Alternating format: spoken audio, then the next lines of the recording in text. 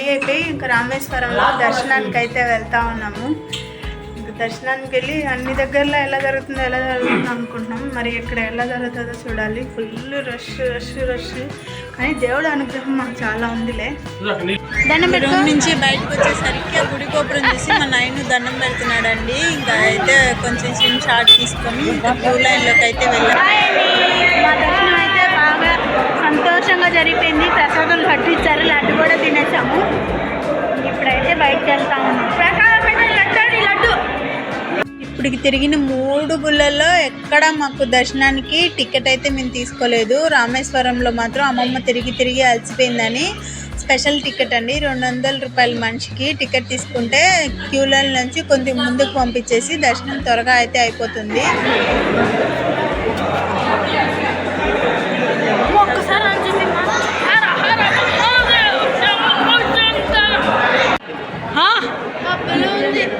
ఇది కదా అసలు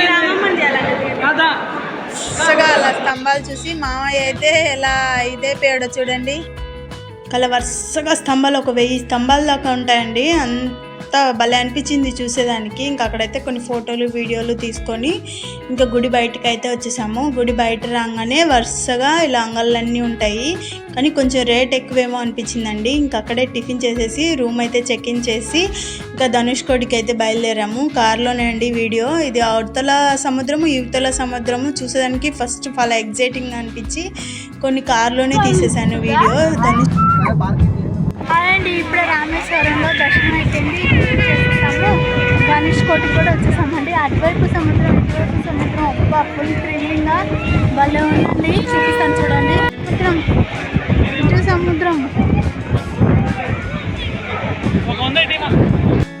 నేను మాట్లాడుతుంటే సముద్రం గాలికి నేను మాట్లాడేది ఏది వీడియోలో వినపడడం లేదండి.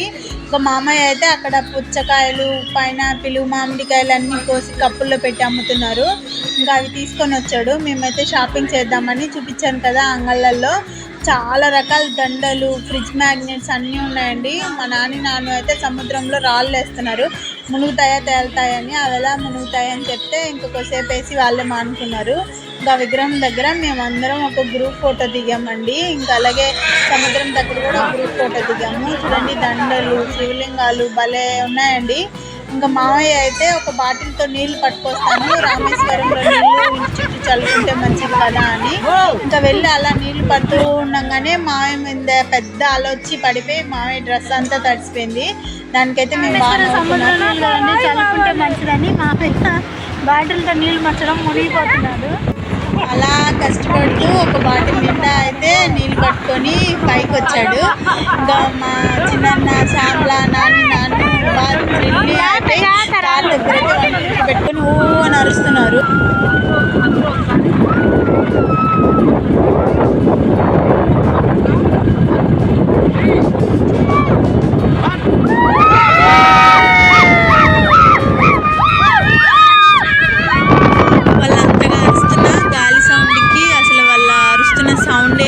లేదండి. ఇంకా మేము అదంతా చూసుకొని ధనుష్కోటి ఇంకా వస్తూ ఉంటే లైట్ హౌస్ కనిపించింది.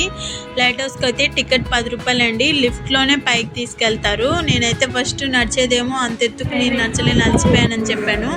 మళ్ళీ లిఫ్ట్ అనేసరికి ఇంక అందరం కలిసి లైట్ హౌస్ దగ్గరికి అయితే వెళ్ళాం. పైకి వెళ్ళి చూస్తే చూడండి అన్ని చీమల లెక్క ఉన్నాయి, కార్లు, అంగళ్ళు అన్నీ.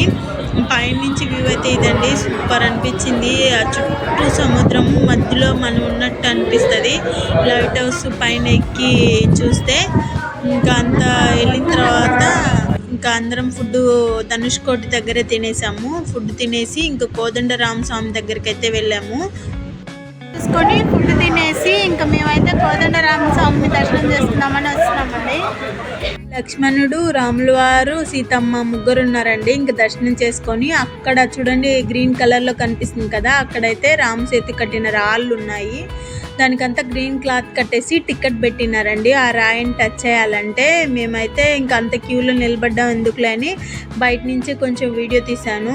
చూడండి అది బిస్కెట్ కలర్లో రాయి కనిపిస్తుందండి.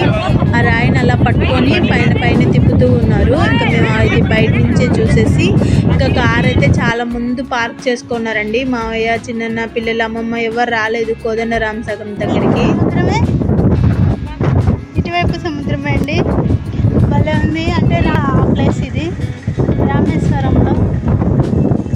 కార్ అక్కడ పార్క్ చేసుకుంటే కార్ కోసం నడుచుకుని వెళ్తా ఉన్నాం. ఇంక మేమైతే జర్నీ స్టార్ట్ చేసి పంబన్ బ్రిడ్జ్కి వచ్చేసామండి. మనకి పుష్ప సినిమాలో బోట్లన్నీ ఎర్రచందనం తీసుకుపోతాయి కదా, అలా ఆ సీన్ అయితే కనిపించింది. అంటే అన్ని బోట్లు సముద్రం పైన అలా ఆగి ఉన్నాయి. ఇంకొక సైడ్ అయితే రైల్వే ట్రాక్లు వేసి పంబన్ బ్రిడ్జ్ ఫేమస్, మీకు కూడా తెలిసే ఉంటుంది కదా. ప్రతి చిన్న రైల్వే ట్రాక్ పైకి అయితే అలలు కూడా వస్తున్నాయి. పెద్ద రైల్వే ట్రాక్ అయితే వేసారు కదా, ఆ రైల్వే ట్రాక్ అయితే బోట్లు వస్తే ఆ ట్రాక్నే ఆ బ్రిడ్జి ఇలా ఎత్తుతుందంట. ఎత్తినప్పుడు ఆ బోట్లు అలా వెళ్తాయంట. చూడండి భలే అనిపించిందండి రోడ్డు మీద నిలబడుకుని అనిపించుకుంటే. ఇక్కడ చూసుకొని ఫుడ్ తినేసి జర్నీ స్టార్ట్ అయిపోయి నిద్రపోయానండి ఫుల్గా. ఇంకా లేసాము. లేచి ఇప్పుడైతే 6 అవుతుంది టైము. టీ తాగుదామని స్నాక్స్ షాప్లో అయితే ఆపాము. ఇక్కడైతే ఉన్నామండి టీ తాగుదామని. ఇప్పుడైతే పోయి టీ తాగేసి ఇంటికైతే బయలుదేరిపోయాము. స్టార్ట్ అయిపోయి చాలాసేపు అయిందండి. ఇప్పుడైతే 8:30 అవుతుంది టైము. టిఫిన్ చేద్దామని హోటల్కి అయితే వచ్చాము. ఇంకా టిఫిన్ చేసేసి ఇంటికి వెళ్ళేసరికి 1:30, 2 అవుతుందంట. ఈ వ్లాగ్ అయితే ఇక్కడ ఎండ్ చేస్తున్నానండి. బాయ్ అందరికీ, గుడ్ నైట్.